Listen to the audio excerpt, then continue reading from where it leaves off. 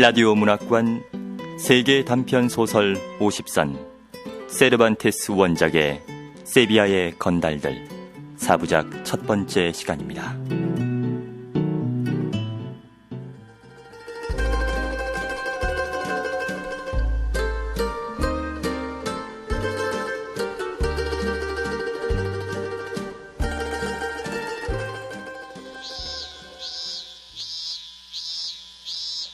카스티아에서 안달루시아로 가다 보면 유명한 알쿠디아 평원이 있다.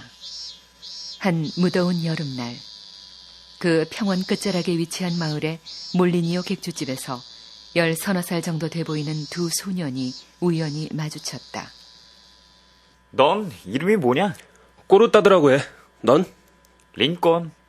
소년들은 기품이 있는 듯 하면서도 어딘가 경박하고 되먹지 못한 거친 탕아들의 모습도 지니고 있었다.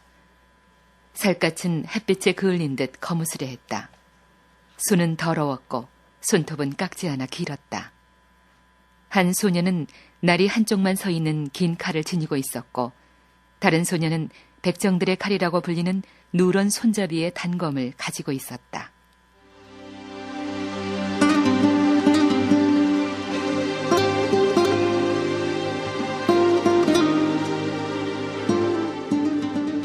두 소년은 객주집 현관에 놓여있는 좁은 의자에서 휴식을 취했다. 나이가 조금 더 들어 보이는 소년이 어려 보이는 소년에게 말을 걸었다. 이봐, 고향은 어디야? 어디로 가고 있는 거지? 고향? 난 내 고향 몰라. 그리고 어딘가 꼭 가야 할 데가 있는 것도 아니야. 그렇다고 해서 하늘에서 뚝 떨어진 건 아니잖아. 단지 이 세상에서 편안히 다리를 뻗을 곳이 없다는 말이겠지. 그래, 네 말이 맞는 것 같다. 하지만 내가 한 말도 사실이야.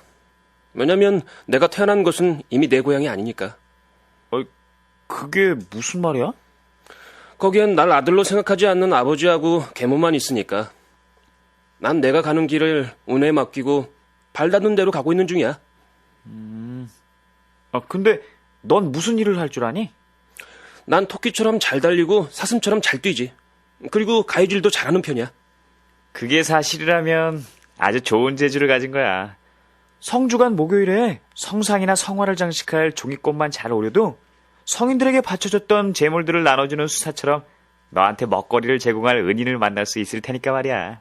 아니, 종이꽃을 자르는 재주는 아니야. 사실 우리 아버진 재단을 하시는 분이셨거든. 그랬구나. 그래서 나한테 재단하는 방법을 가르쳐줬어.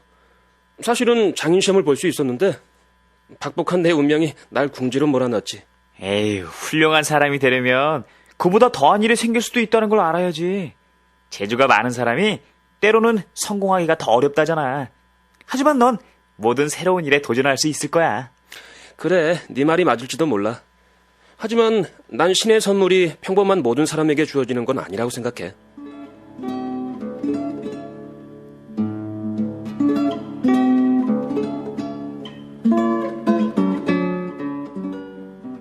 네가 마음을 열고 나랑 편안하게 대화할 수 있게 내가 어떤 상황에 처했는지 말할게. 이 순간부터 우리의 목숨이 끊어지는 순간까지 우리는 진정한 친구가 되어야 한다고 생각하거든. 좋아. 사실 난 귀족의 아들이고 푸엔프리다 출신이야. 내 이름은 페드로 델 린콘이고 아버지는 자신을 교황청의 관리라고 자처하지만 난 사람들이 부르는 것처럼 면제부 장사꾼이라고 부르고 싶어. 한동안 난 아버지를 따라 면제부를 팔러 다녔으니까. 그랬구나. 어느 날 난 면제부보다는 면제부를 팔고 받은 돈에 더 관심을 갖게 됐고 결국 돈자루 하나를 훔쳐서 마드리드로 갔어. 그리고 며칠 만에 그 돈을 다 써버렸지. 그러던 차에 나를 추적하던 사람에게 체포되고 말았어. 재수가 나빴구나. 법원에선 내가 어리다는 건 아예 염두에 두지도 않고 날 형틀에 묶어놓고 등에 채찍을 때리는 형벌을 내린 다음에 4년 동안 마드리드에서 추방시켰어. 그랬구나.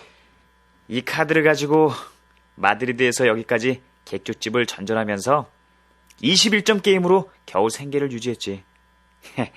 너한텐 구질구질한 카드로 보이겠지만 카드놀이를 이해하는 사람들에게는 신비스러운 힘을 발휘하지. 자, 이렇게 에이스가 제일 위에 오도록 조작하는 거야. 에휴, 네가 이 21점 게임의 전문가라면 첫 번째 카드로 에이스를 잡은 사람이 얼마나 큰 이익을 얻게 되는지 알 수 있을 텐데. 난 카드 놀이의 전문가라고 할 수 있거든? 자, 여기 있는 마부들 중에 어떤 사람이 걸려들면 우리가 돈을 걸고 하는 것처럼 21게임을 하는 거야. 그럼 세 번째 참가자는 우리에게 돈을 잃는 첫 번째 사람이 되는 거지. 여러 가지 얘기 재밌게 들었고 네 생활을 솔직하게 말해줘서 고마워. 난 살라만카라는 도시하고 메다나델 깜빠라는 도시 중간에 위치한 신앙심이 깊은 마을에서 태어났어. 재단사인 아버지한테 일을 배웠지. 하지만 답답한 생활하고 계모의 냉대에 질려서 고향을 등지고 똘레도라는 오래된 도시로 갔어. 거기서 도둑질을 시작했는데 아주 놀라운 수완을 발휘했지. 신화에 나오는 눈이 100개 달린 아루고스처럼 사람들이 날 지켜본다 해도 내가 털지 못할 조이금 상자나 칼질을 하지 못할 주머니는 없었어. 이야. 그러던 중에 경찰과 도둑 사이에서 이중첩당 노릇을 하는 어떤 녀석이 경찰에게 내 뛰어난 도둑 솜씨를 일러바쳤어. 뛰어난 내 재능에 호기심을 느낀 경찰이 날 찾아왔지만 비천한 출신으로 그렇게 높은 양반들하고 관계를 맺고 싶지 않았던 나는 결국 도시를 빠져나왔어. 야, 그런 일은 잊어버려. 이제 우리는 서로를 알게 됐고 중요한 건 우리가 털끝 하나 숨기지 않고 솔직하게 터놓고 얘기했다는 사실이야. 그래, 닌꾼 네가 말한 것처럼 우리의 우정은 영원할 거야. 그럼 성스럽고 멋진 의식으로 우리의 우정을 쌓도록 하자. 꼬르따도는 일어서면서 링콘을 안았고 링콘 역시 꼬르따도를 부드럽고 친밀하게 껴안았다.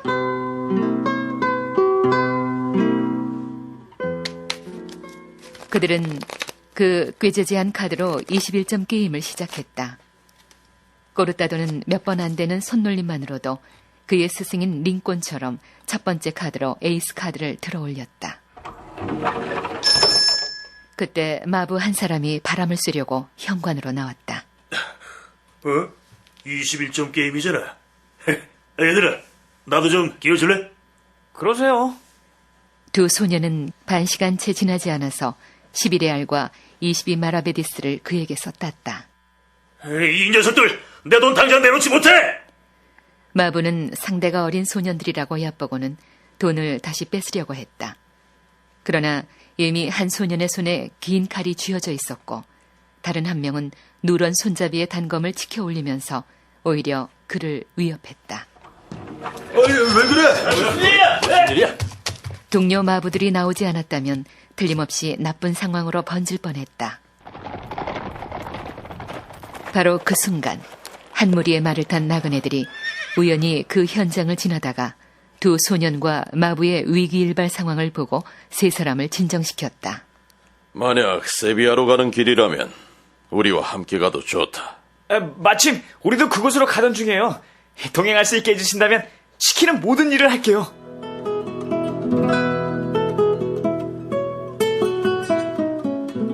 린콘과 꼬르따도는 나그네들의 시중에 최선을 다했다. 소년들은 긴 여정에서 자신들을 희생하면서까지 나그네들이 불편해하지 않도록 애썼다. 때때로 자신들의 주인격이 된 나그네들의 여행 가방을 넘볼 기회가 생겼지만 세비야로 가는 좋은 여행 기회를 놓치고 싶지 않아 가방에 손을 대지는 않았다. 이런저런 일을 겪으면서 마침내 도시의 입구에 이르렀다. 때는 저녁 무렵이었다.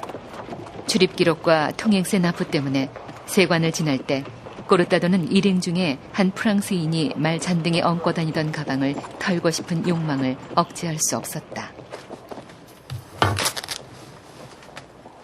그래서 누런 손잡이의 단검으로 가방에 길고 깊은 칼자국을 내자 내용물이 눈앞에 나타났다.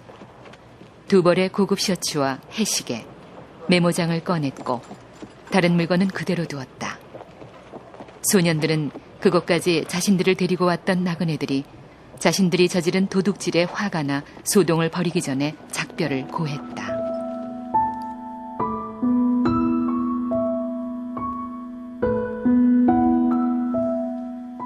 다음 날 훔친 물건을 처리한 두 소녀는 도시 구경을 하기 위해 시내로 들어갔다.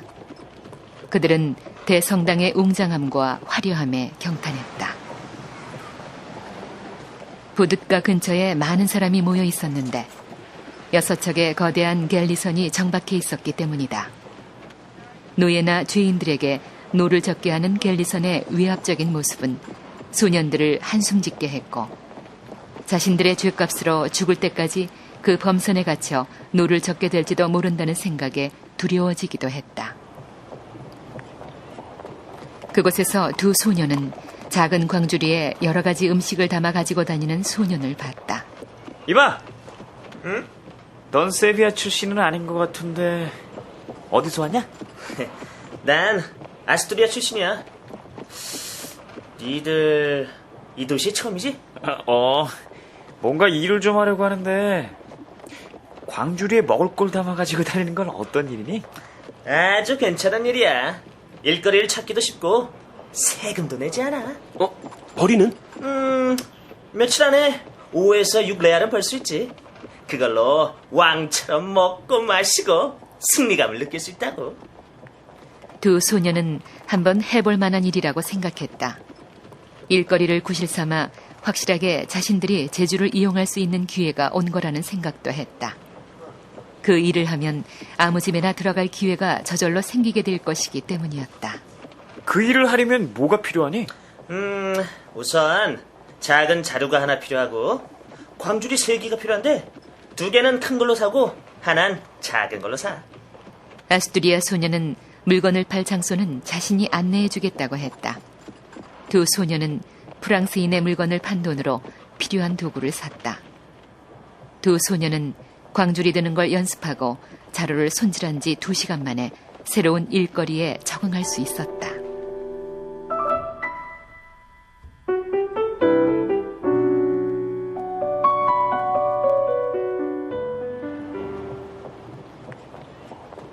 다음 날 이른 아침, 두 소녀는 산살바도로 광장으로 갔다. 도착하자마자 같은 일을 하는 소년들이 그들을 둘러쌌다. 야, 니들 어디서 왔어?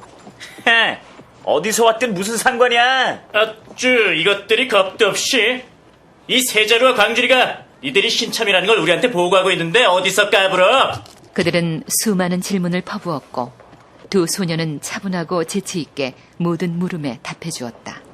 그때 군인 한 명과 학생 차림새의 또 다른 한 사람이 다가왔다. 두 신참자의 깨끗한 광주리가 그들의 시선을 끌었다. 학생 차림을 한 사람은 꼬르따도를 불렀고 군인은 린꼬를 불렀다. 두 소녀는 작은 소리로 중얼거렸다. 하느님의 이름으로 축복해 주셔서. 신의 가호가 있기를. 린꼬이 먼저 말을 꺼냈다. 이제 막 일을 시작했습니다.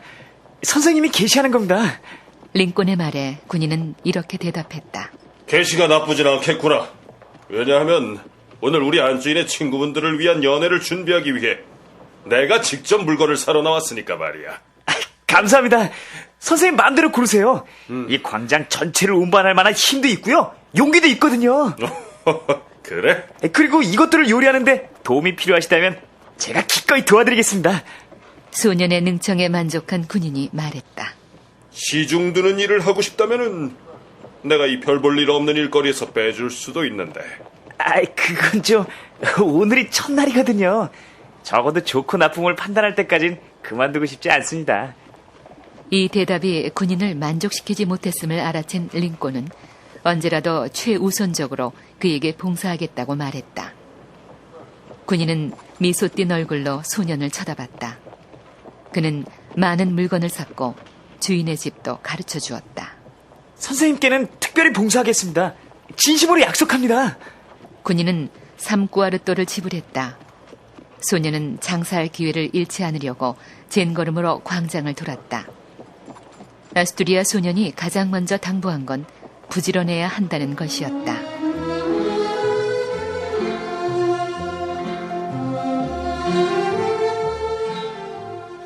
린꼬는 부지런히 처음의 장소로 되돌아가서 꼬르따도를 만났다. 린꼬, 얼마나 벌었어? 3꾸아르또. 게시치고는 괜찮지? 꼬르따도 넌? 난 꼬르따더는 가슴에 손을 넣어 빛은 바랬지만 호박빛깔의 주머니를 꺼냈다. 그는 우쭐거리며 이렇게 말했다. 수사학생 양반이 나한테 이 주머니하고 이 꾸아라또를 지불했어. 하지만 어떤 일이 일어날지 모르니까 린도 네가 주머니를 맡아줘. 은밀하게 주머니를 건네고 있을 때 수사학생이 당황한 표정으로 식은땀을 흘리며 그들 쪽으로 걸어왔다. 예, 나 좀 보자. 예. 뭐 더 필요한 거 있으세요? 그게 아니라, 너 혹시 호박빛깔의 주머니 하나 못 봤니? 주머니라뇨? 그런 거 본 적 없어요. 근데 주머니에 뭐가 들어있었죠? 금화 15에스쿠뚜하고 23레알, 그리고 꾸아라또 동전과 오처보 동전으로 수십 마라베디스가 담겨있지. 예. 나한테 물건을 파는 동안에 그걸 줍진 않았는지 해서 다시 와본 거야. 그런 주머니는 본 적 없어요.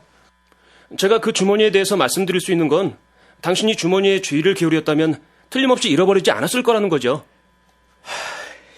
이럴 수가. 죄 많은 이 몸이여. 다 내 잘못이야.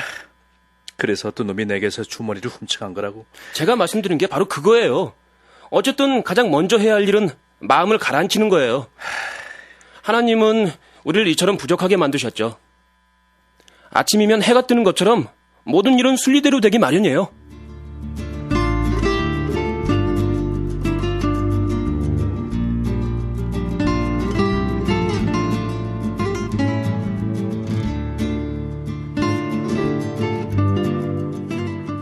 라디오 문학관 세계 단편 소설 50선 세르반테스 원작의 세비야의 건달들 일부를 들으셨습니다.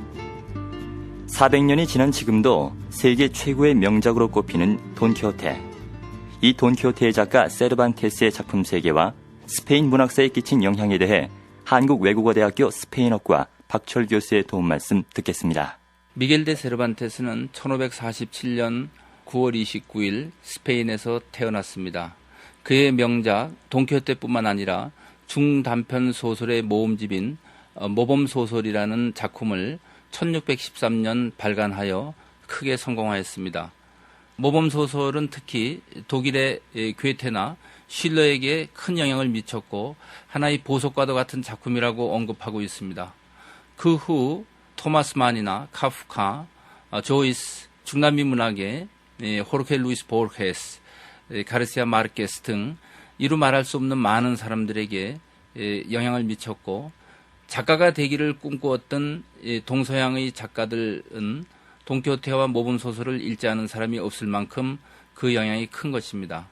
그러면 이러한 세르반테스의 문학이 왜 이토록 400년 동안 살아남을 수 있는가 하는 것은 아마도 이 세르반테스의 문학 속에 나타나는 현대적인 사상, 현대적인 글쓰기의 이유 때문이 아닌가 이렇게 생각을 합니다. 세르반테스의 문학 속에는 귀족과 상류 사회의 모습만을 그리고 있는 것이 아니라 못 살고 어렵고 또 범죄자의 세계까지도 그릴 수 있는 다양한 우리 사회의 모습을 어둡고 밝은 모습 또 상류와 하류의 모든 인간의 모습을 그리고 있기 때문에 그의 문학이 현대성을 띄우고 있는 것입니다. 그 다음에 글쓰기 모습 속에서도 21세기의 포스트 모던적인 소설의 글쓰기와 매우 유사한 그러한 방법으로서 소설 속의 소설인 액자 소설이랄까 열린 소설 그 다음에 소설 속에 연극과 시가 들어가 있고 아주 자유로운 글쓰기를 통한 이러한 하나의 파격적인 당시의 소설을 씀으로써 오늘날 400년이 지난 지금에 이르기까지 세르반테스 문학이 갖는 그러한 현대성은 지대하다고 말씀드릴 수 있습니다. 권윤의 연출, 정진아 극본, 세르반테스 원작의 세비야의 건달들 일부를 마칩니다.